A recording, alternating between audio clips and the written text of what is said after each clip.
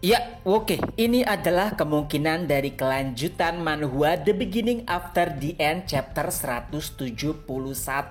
Pada ending chapter tersebut terlihat seseorang sedang duduk di atas gundukan mayat. Tessia yang mengetahui sosok tersebut pun mulai bersuara. "Arthur, apakah itu kau?" Tessia mulai mendekat secara perlahan untuk melihat secara jelas apakah sosok tersebut Arthur atau bukan. Tapi setelahnya tiba-tiba muncullah sesosok hewan kecil, nampak seperti rubah. Ia pun mendekat ke arah Tessia. Mengetahui kehadirannya, Tessia pun berkata, "Sylvie!" Dan setelah itu juga salah seorang party dari Tessia pun berkata, "Kau, sebutkan namamu." Ya, orang yang berkata adalah Drogo. Awalnya ia sangat percaya diri dan menatap Arthur. Tapi saat Arthur menatap balik dirinya, Drogo pun terlihat seperti orang yang ketakutan. Ia bahkan mundur perlahan. Tapi Arthur pun menjawab, "Aku adalah Arthur Lewin." Tak lama kemudian Arthur pun mulai bangkit lalu lompat dari tumpukan mayat. Saat itulah semua orang bisa melihat penampilan Arthur. Terlihat muda dan sederhana, bahkan ia tidak terlihat seperti bangsawan manapun. Dan Arthur kembali berkata, "Tenang saja, aku berada di pihakmu." Beberapa orang mulai menatap ke arah Tessia karena ialah yang paling mengenal Arthur dan banyak orang juga yang mengetahui Arthur dari Tessia. Lalu beberapa saat kemudian terlihat sekelompok orang yang menuju Arthur. Mereka juga berkata, "Hey Arthur." Ya, mereka berasal dari Twin Horn, kelompok yang dulu pernah berpetualang dengan Arthur. Tentu saja kehadiran Arthur menyisakan banyak pertanyaan. Kenapa ia ada di sini? Bagaimana ia bisa sampai di sini? Dan apakah ia yang membunuh seluruh mutan kelas S yang ada? Semua orang nampak penasaran hingga akhirnya Drogo pun kembali bersuara. "Maaf sebelumnya, aku tidak ingin mengganggu reuni kalian, tapi ada banyak hal yang harus kau jelaskan terkait apa yang baru saja terjadi sebelumnya. Aku bahkan tidak diberitahu jika ada orang bernama Arthur yang akan bergabung dalam perburuan ini." Mendengarkan hal tersebut, Arthur pun akhirnya bersuara. "Tentu saja tidak akan ada yang memberitahumu karena aku baru saja tiba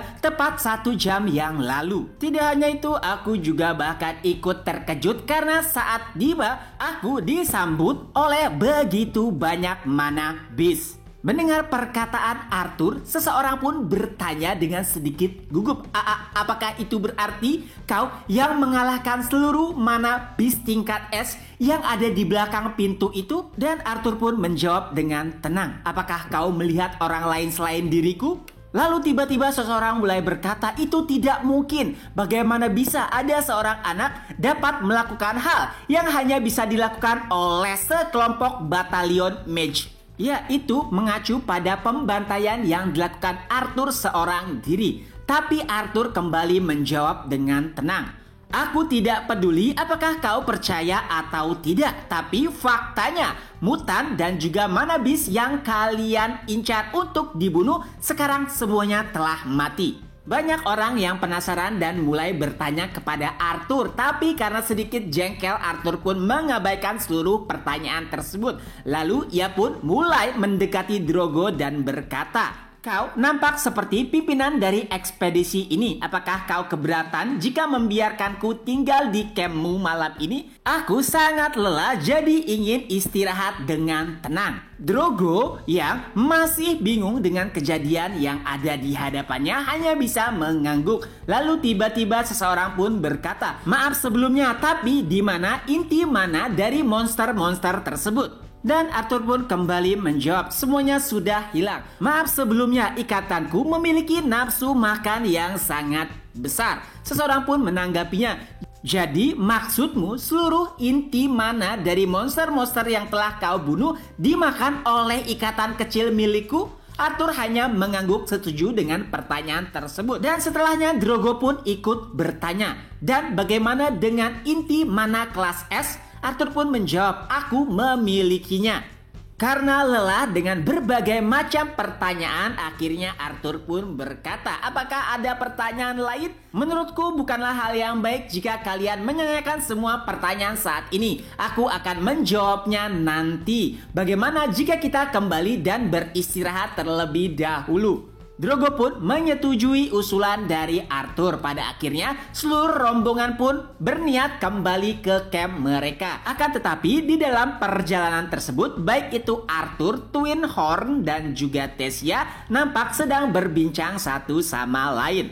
Sesampainya di camp, Arthur pun mulai membasuh dirinya. Adapun party dari Tessia mulai berbincang. Darvus lah yang mulai percakapan tersebut. Ia masih tidak yakin dengan kemampuan yang dimiliki oleh Arthur. Bagaimana bisa seseorang yang lebih mudah darinya membantai seluruh mana beast tingkat S seorang diri? Jika ia benar-benar kuat, lalu apa gunanya ekspedisi yang kita lakukan? Mendengar ocehan dari Darvus, Charya pun mulai membuka mulutnya. Jadi, apakah kau iri dengannya?